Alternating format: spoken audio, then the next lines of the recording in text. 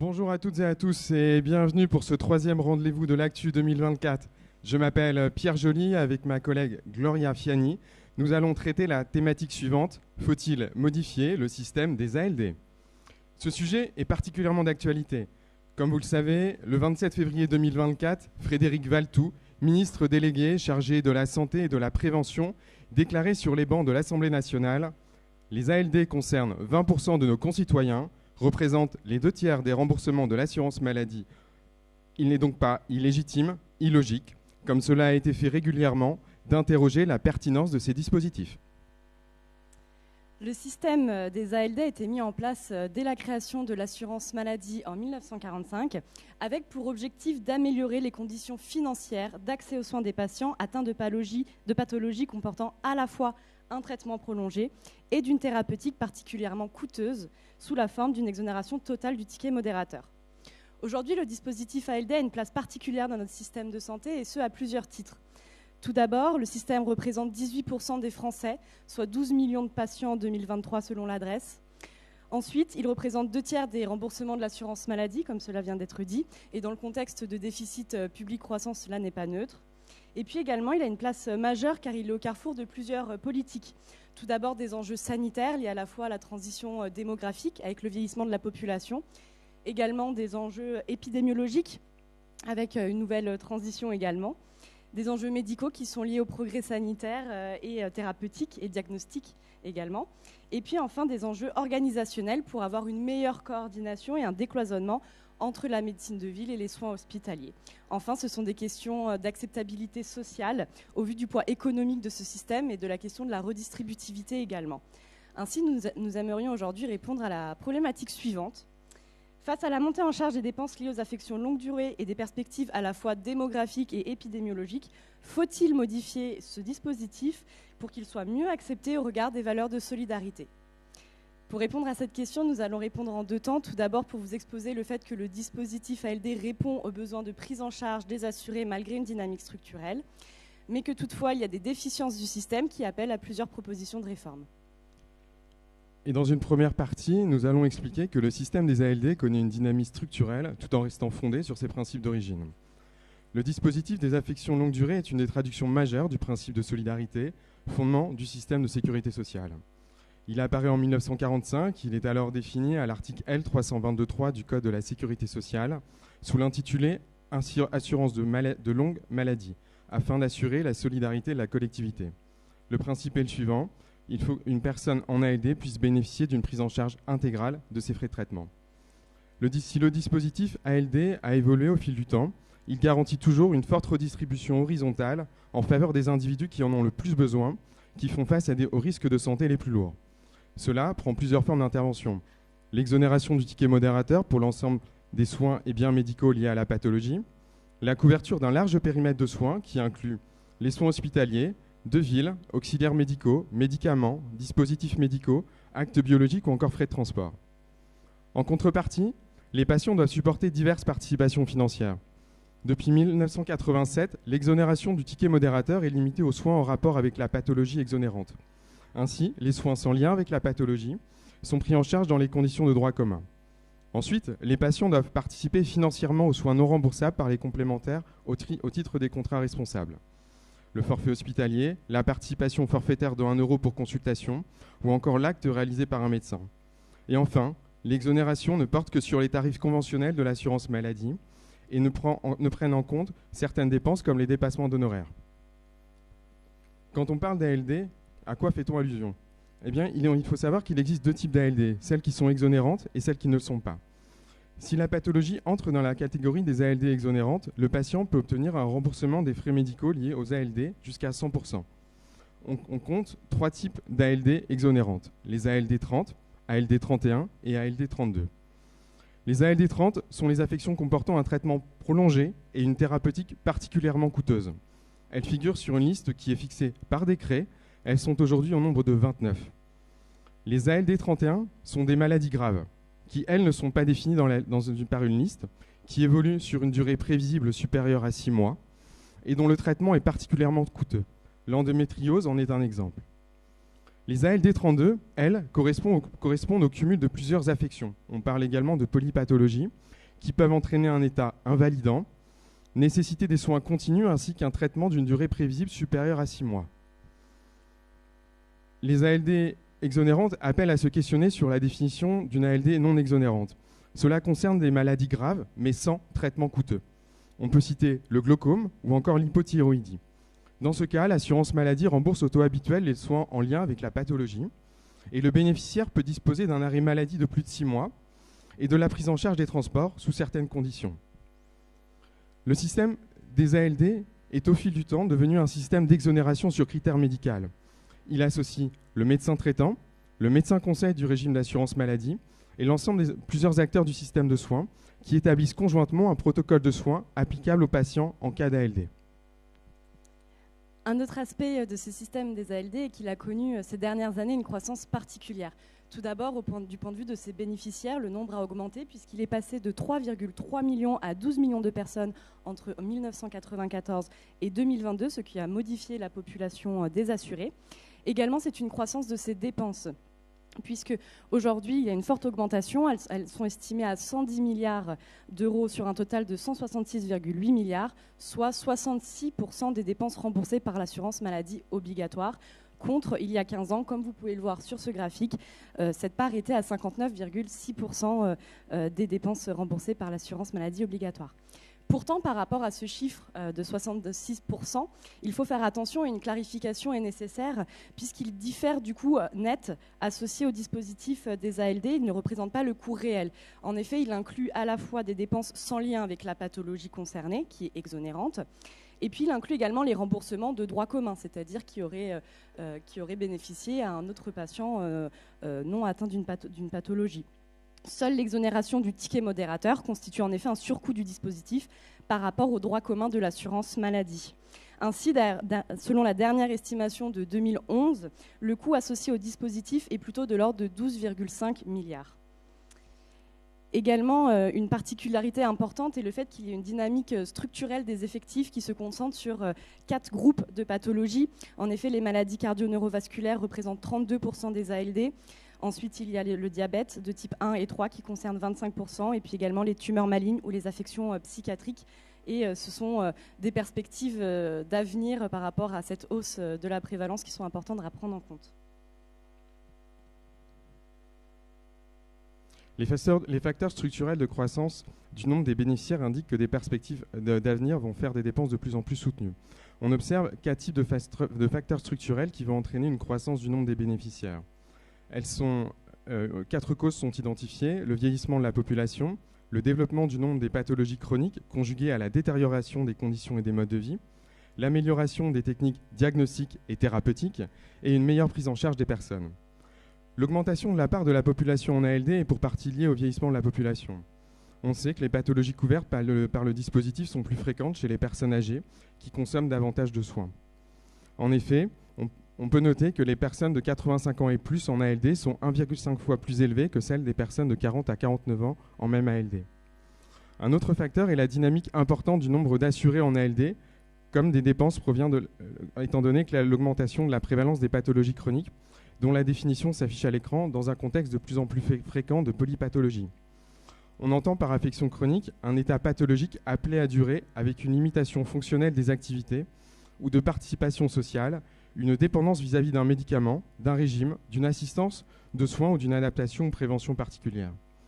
L'exemple emblématique en la matière est le fort accroissement du nombre des patients atteints de diabète et de type 1, pathologie qui renvoie à des causes héréditaires, mais également à d'autres facteurs comme l'accroissement de la sédentarité, à l'évolution de l'alimentation ou au développement de l'obésité. Un autre facteur qui entraîne une augmentation du nombre de personnes bénéficiaires du dispositif ALD sont les progrès diagnostiques et thérapeutiques. On peut penser au dépistage, on peut penser à l'innovation, qui permettent de traiter des personnes pour lesquelles auparavant aucune prise en charge n'était possible, prolongeant ainsi l'espérance de vie des patients atteints, avec la conséquence paradoxale d'amplifier encore la croissance des effectifs en ALD. Ces différents facteurs conduisent à dresser un bilan du dispositif. En effet, le bilan de ce dispositif souligne le fait qu'il y a eu une amélioration de la prise en charge médicale des maladies chroniques, ainsi qu'une logique de prévention et une logique de parcours qui ont été de plus en plus importantes dans ce système.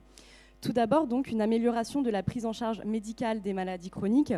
En effet, ce système a permis d'améliorer les conditions d'accès financières aux soins des patients atteints de telles pathologies, et donc a permis de mieux vivre avec ces pathologies, avec une hausse de l'espérance de vie. En effet, on estime qu'en 10 ans, l'espérance de vie des patients relevant d'une ALD a augmenté de 4 ans, c'est-à-dire qu'elle est passée de 71 ans à 75 ans entre 1994 et 2004. Ainsi, la durée de vie en ALD, et de même que l'âge moyen des bénéficiaires, a augmenté. Aujourd'hui, on estime qu'un cinquième des bénéficiaires de l'ALD ont plus de 80 ans.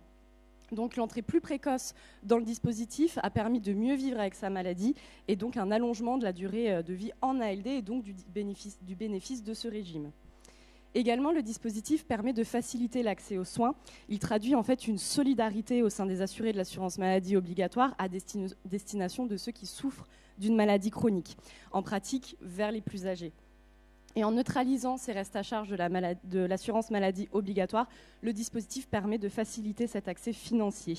Il permet également indirectement de réduire des tarifs avec l'âge sur le marché des complémentaires, puisqu'on sait que l'âge est un critère d'évaluation du risque dans les contrats proposés.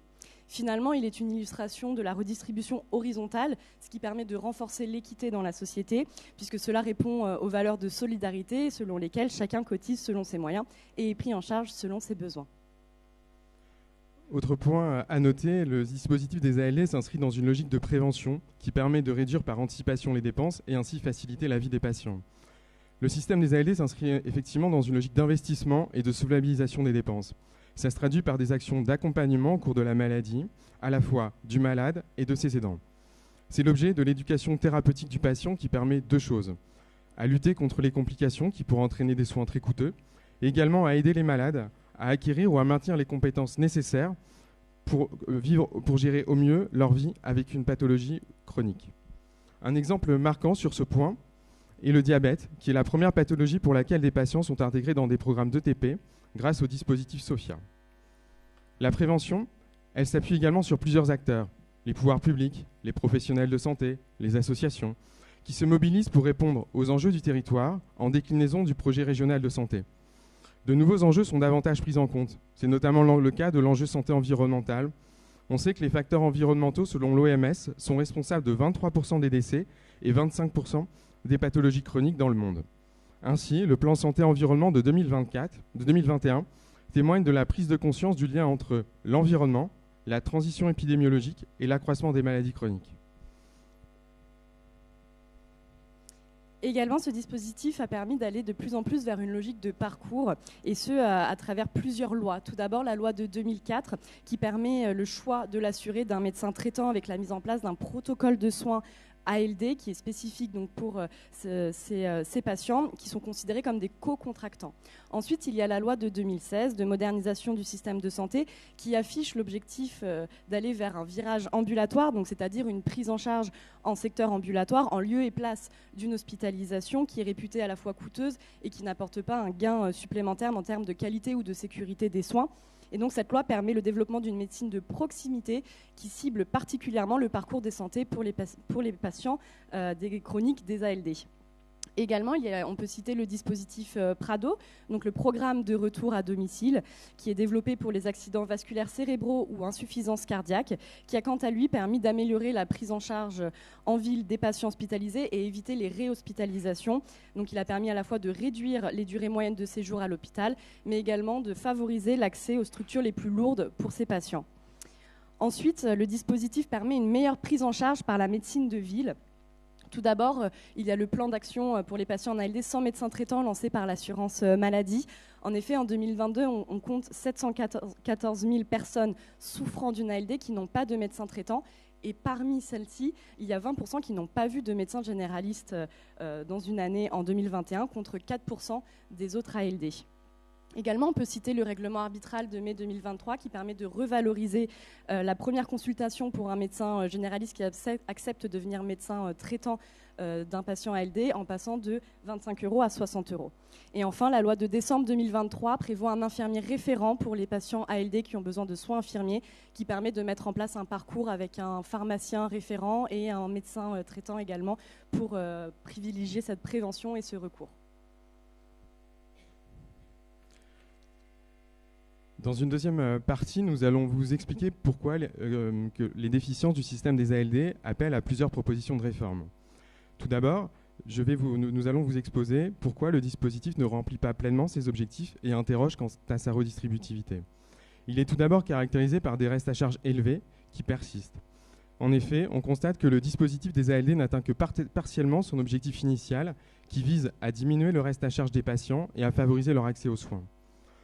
Une étude de l'adresse de 2017 note que pour 1% des bénéficiaires, les restes à charge après assurance maladie obligatoire sont encore supérieurs à 4 900 € annuels.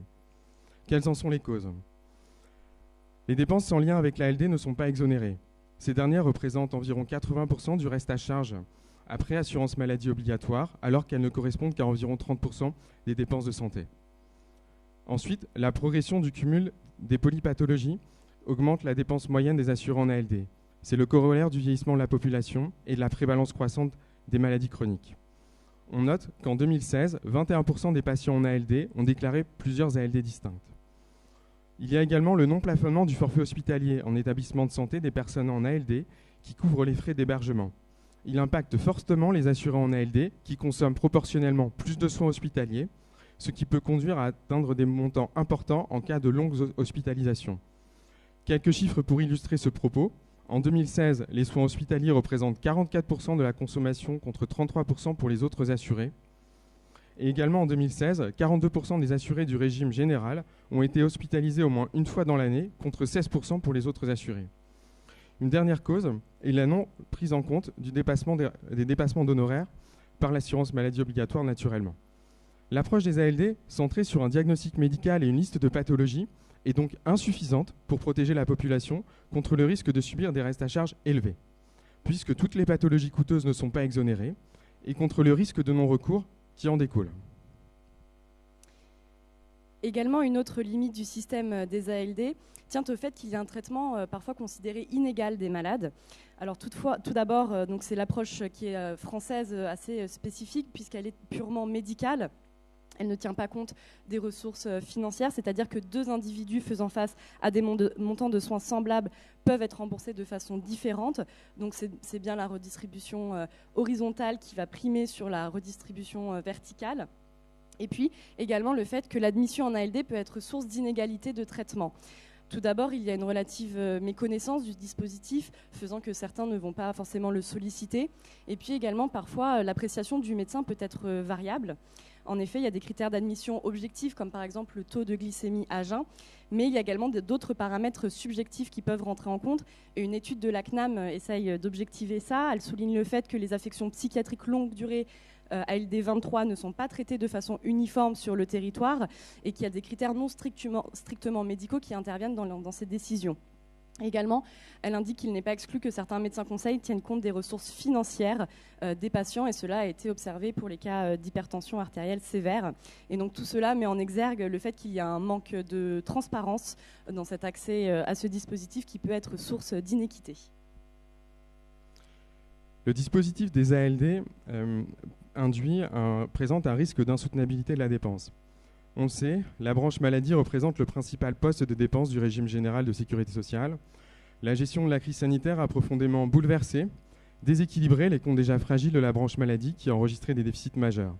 Facteur aggravant, la part des dépenses relatives aux assurants en ALD, qui représentent 2/3 des dépenses d'assurance maladie obligatoire dans le total des remboursements, est en augmentation continue. Et alors, cela vient interroger la soutenabilité du système. Le dispositif ALD n'offre d'éléments de régulation ni du côté de l'offre, ni du côté de la demande. Il est donc nécessaire d'envisager une réflexion portant sur les mesures permettant de mieux maîtriser la dynamique actuelle. En effet, la dépense totale de santé continuera d'augmenter au vu des facteurs structurels déjà évoqués tout à l'heure, en raison du vieillissement de la population, de l'évolution des modes de vie et de la meilleure prise en charge des pathologies chroniques. Également, une dernière limite est constituée par le fait qu'il y ait des mécanismes de régulation qui ont été mis en place qui se sont avérés à certains égards défaillants. Ils sont au nombre de 3, ils ont été relevés par la Cour des comptes en 2015. Tout d'abord, le fait qu'il y ait un suivi du dispositif des ALD qui est défaillant. En effet, il y a une exploitation insuffisante des données de coût.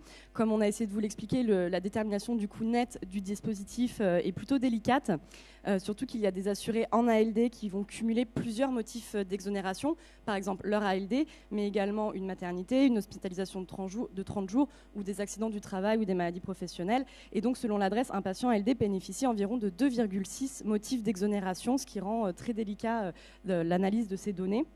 Et cette absence d'analyse médico-économique des disparités géographiques prive notamment la CNAM d'une analyse suffisante pour maîtriser les coûts. Et il y a également une analyse qui manque sur l'évolution des entrées et des sorties du dispositif, avec une gestion peu active des sorties du dispositif, avec des mesures prises pour faciliter le réexamen du bien-être, du maintien en ALD qui n'ont été que marginales. Ensuite, dans un deuxième temps, il y a des admissions faiblement contrôlées. En effet, les services du contrôle médical des caisses d'assurance maladie statuent sur les demandes du médecin traitant sur la base du protocole de soins. Mais finalement, il y a peu d'agents à cette tâche et il y a par contre beaucoup de flux d'entrée. Il y a un caractère massif. On a compté par exemple en 2014 1,4 million de demandes pour le régime général. Donc c'est un traitement plutôt industrialisé sur des plateformes de gestion par des techniciens administratifs. Et donc finalement, ça ressemble plutôt à une procédure d'enregistrement qu'un véritable contrôle. Et donc le taux de refus est très faible. En 2014, par exemple, il est de 1% pour le diabète, mais à contrario, pour d'autres pathologies, il peut être plus élevé, notamment pour les pathologies avec des contrôles approfondis, comme l'insuffisance respiratoire chronique, avec un taux de refus de 21%, ou les admissions ALD 31 ou ALD 32, qui, quant à elles, font l'objet d'un contrôle renforcé des médecins conseils. Finalement, il y a un manque de définition objective des maladies qui justifient l'accès aux 31e et 32e maladies, ce qui donne un réel pouvoir d'appréciation aux médecins conseils de la maladie et ce qui explique des variations dans les taux de refus et taux d'acceptation d'admission et donc une iniquité de traitement. Finalement, le contrôle des dépenses exonérées du ticket modérateur est également déficient. En effet, il y a un ordonnancier Bizone qui a été mis en place et cet usage finalement permet de différencier les prescriptions qui relèvent de l'ALD, donc qui sont dans la partie haute de l'ordonnance, des autres prescriptions. Toutefois, le périmètre d'exonération n'a fait l'objet que d'un nombre très limité d'ajustements et de portée restreinte. À titre d'exemple, en 2011, la prise en charge des frais de transport limitée aux seuls patients qui présentaient une incapacité de déficience selon le référentiel a permis d'économiser 0,7% des dépenses totales de transport des patients en ALD, ce qui était donc insuffisant par rapport aux économies espérées. Et enfin, les pratiques de prescription des médecins traitants sont encadrées par la HAS, par un référentiel d'actes et de prestations, dit APALD, depuis 2004. Et ce référentiel a une effectivité limitée. Initialement, il devait être actualisé de façon annuelle, ce qui n'a pas forcément été le cas. Ces listes n'ont pas de caractère contraignant pour les médecins et les actions des caisses d'assurance maladie pour justement contrôler la bonne implication de ces référentiels a pu être défaillante. Toutes ces limites nous amènent à proposer quelques pistes de réforme. En effet, les propositions de modification vont d'une réforme systémique à une réforme paramétrique. La première, il s'agit de continuer et de renforcer les mesures issues des récentes réformes. On observe toujours un désalignement croissant entre les modes d'organisation de l'offre de soins pour les patients atteints de pathologies lourdes et chroniques, avec les modes de tarification et de prise en charge qui sont restés inchangés ou ont peu évolué. La rémunération à l'acte, on le sait, présente un caractère inflationniste. Elle n'est pas adaptée aux patients en ALD qui ont besoin, dans le cadre de leur parcours de soins, d'une prise en charge globale et coordonnée. Des modes de rémunération complémentaires ont été développés afin de favoriser les pratiques professionnelles regroupées ou coordonnées. Mais leur mise en œuvre est inaboutie et se rajoute au paiement à l'acte sans s'y substituer. Faire évoluer les modalités de tarification actuelles vers une forfaitisation de la rémunération des professionnels de santé apparaît légitime. Il s'agit de moduler en fonction des caractéristiques du patient et de sa maladie et d'assortir d'indicateurs permettant d'évaluer la qualité de la prise en charge et de maîtriser les dépenses. Cela a déjà été fait à l'étranger. L'exemple allemand est parlant. Un mécanisme de régulation globale des rémunérations versées aux médecins de ville est établi. Au niveau de chaque échelon régional, Land, une évolution de rémunération globale liée à la morbidité détermine la limite budgétaire maximale des dépenses de médecine de ville. Par ailleurs, des programmes de traitement structurés pour chaque type de maladie chronique ont été développés avec un double objectif: améliorer la qualité des soins et accroître l'efficience du traitement, et également maîtriser les coûts additionnels. Ensuite, une deuxième proposition de réforme serait d'avoir des réformes à périmètre inchangé, c'est-à-dire dans le cadre du système actuel. Alors la première serait de réduire le nombre de pathologies couvertes par le système des ALD. Ça a été fait en 2011 avec le retrait de l'hypertension artérielle sévère qui a été retiré de la liste motivé par un avis de la HAS parce que c'était finalement un facteur de risque et non pas une maladie. Donc ce serait une proposition possible. Toutefois, elle pourrait être justifiée seulement pour des raisons médicales. Et puis elle peut parfois aller à l'encontre des attentes des citoyens. Par exemple, on pense au cas de l'endométriose qui demande à être reconnue comme une ALD 30 ou encore un récent projet d'inclure le Covid long par exemple. Également, une proposition de réforme tiendrait dans le fait d'objectiver les pathologies ALD 31 et ALD 32. Et la HAS pourrait mener plus régulièrement des études et de façon plus systématique sur la liste des ALD, notamment en tenant compte du progrès médical et de l'évolution des coûts des traitements, et pour ensuite avoir une admission en ALD 31 et ALD 32 plus objective, notamment via des listes de pathologies ou polypathologies, et avec un meilleur contrôle. Ces deux propositions vont dans le sens d'une demande également de démocratie sanitaire, avec la volonté de représenter davantage les besoins donc des patients et de mieux représenter les patients au sein de la HAS avec une meilleure gouvernance de cette dernière. Également, être plus strict sur les entrées et les sorties du dispositif permettrait de faire des économies. Et puis enfin, pour finir, le fait de respecter de façon plus stricte l'ordonnance Bizone, puisque en effet des éléments laissent penser que parfois l'ordonnance Bizone n'est pas forcément respectée. Il y a une prise en charge trop importante des dépenses de santé qui sont considérées à tort comme relevant de la pathologie. Mais en même temps, il y a un état des patients qui est parfois délicat puisqu'ils peuvent être en situation de comorbidité, donc ce qui rend très difficile la délimitation entre les soins relevant de l'ALD et ceux qui n'en relèvent pas. Et donc un meilleur respect de cette ordonnance Bizone passerait par des meilleurs contrôles et une meilleure sensibilisation à la fois des médecins et des patients. Et la troisième option que nous allons vous présenter, elle porte sur la réforme systémique de la prise en charge des soins. Il apparaît nécessaire d'agir sur la prévalence des ALD en investissant sur la prévention et sur le dépistage. La prévention a un rôle majeur à jouer dans la conciliation de la soutenabilité du système et du vieillissement de la population souffrant d'ALD, dans un contexte de transition écologique qui risque de réduire les ressources disponibles. Ainsi, adopter un virage préventif comme dans les pays du Nord ou en Allemagne permettrait de répondre au double enjeu de soutenabilité financière et de santé publique auquel le dispositif des ALD est confronté. Ensuite, nous pourrons également évoquer avec vous le remboursement en fonction de la dépense et non en fonction de la pathologie, en créant un bouclier sanitaire.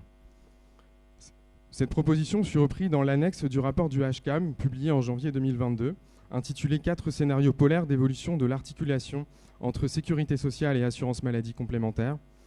Le bouclier sanitaire peut présenter certains avantages.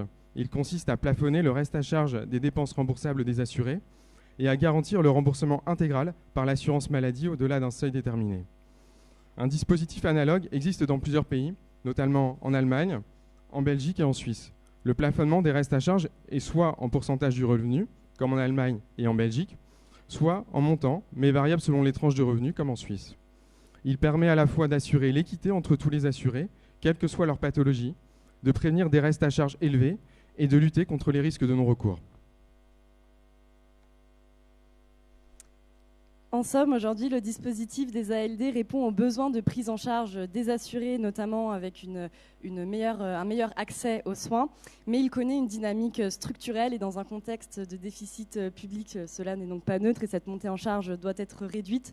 Nous pensons que les divers mécanismes de régulation manquant d'efficience, nous pouvons aller vers des réformes plutôt paramétriques puisqu'une réforme systémique serait peut-être prématurée. Et le fait de pouvoir changer quelques paramètres pour un meilleur respect, notamment par exemple de l'ordonnancier Bizone, permettrait une meilleure utilisation de ce dispositif. Merci pour votre attention.